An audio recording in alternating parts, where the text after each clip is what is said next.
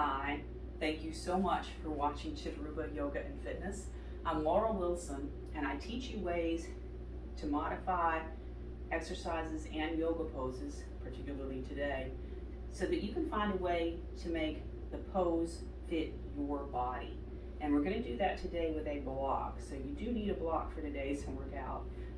It's not really a workout. This is just going to be going through a whole series of standing poses and how you can use the block to modify those poses to make them more comfortable and more accommodating and to help you get more out of those poses.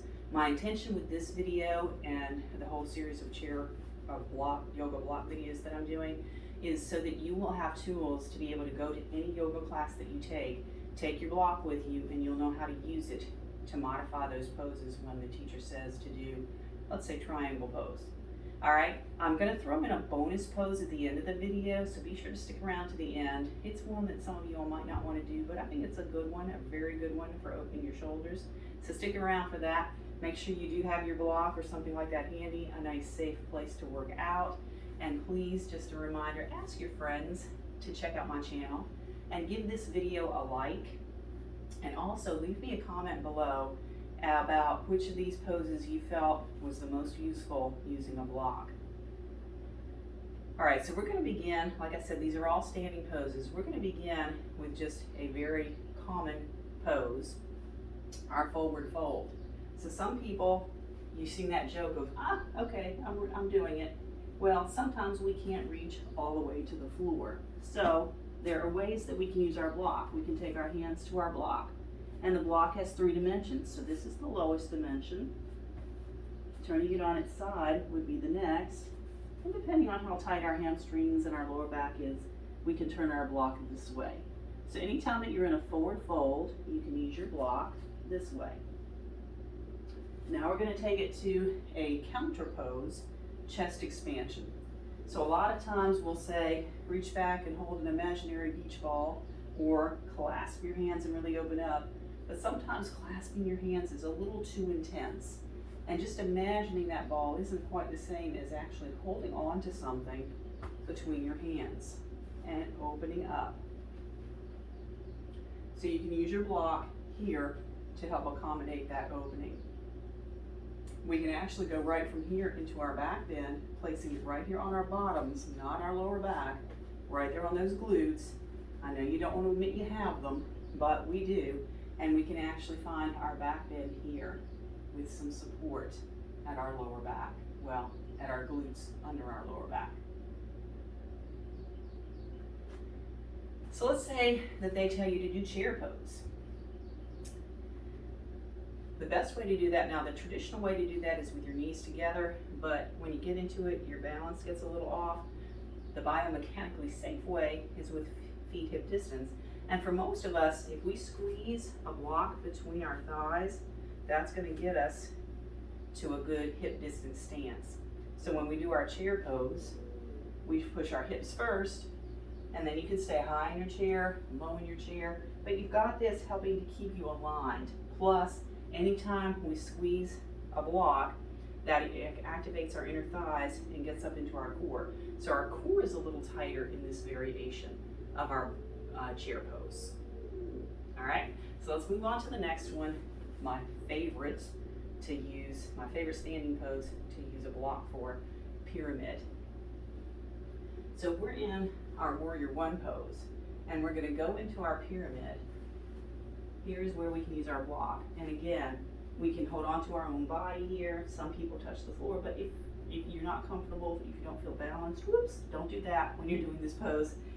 Then a block is great. And I really like to use 2 blocks, one on each side of my leg and one for each hand. But again, as you get lower and more loose in those hamstrings, you can actually take the block lower and lower until maybe you can reach the floor. But give yourself a few months at each level before you try to go to the next one. That being said, we can use our block here for triangle. I really like this one because, again, if we use the long edge, if you notice, I think my spine is parallel to the floor at this level, so I can take this to triangle. I'm going to use it, do triangle this way. So we can use it for our triangle. I'm going to go to the other side for looking at our side angle.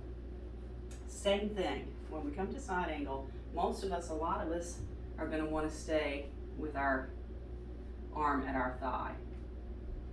Arm up if you want it. But you can always bring it down. And again, work your way down. You know, after a couple of months, get to where you're here, then you're here, and maybe eventually onto the floor. So side angle is a place where you can use the block and help yourself get a little deeper than staying here. We can also change this into our triangle from side angle as well. And the triangle being done this way is different than coming from the pyramid. Normally we would come up, finding our triangle, working our way to different levels. Let's go ahead and bring that up. I'm going to show you a very challenging move to use the block for, but this one, again, is going to be a really good one to use a block for, balancing half moon.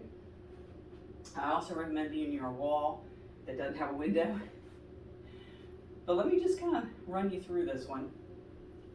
Having that block right there in front of your foot, actually starting with both hands on it, this is one you can work your way up to here, work your way up to here. It's a lot easier than having your hand on the floor because it does keep you up aligned, spine parallel to the floor. So that's a very good one to use. I highly recommend a block for when, especially if you're starting out with that balancing half moon pose. But that's one that we don't do in classes too often, but definitely if your instructor says balancing half moon, grab your block or two. Again, having two blocks is nice for that one. So those are the basic standing poses that we can use our yoga block for. Now for the bonus pose, and that requires using a wall. And this one is for opening our shoulders. We're going to look at our dolphin pose on the wall. So we're going to be standing for it.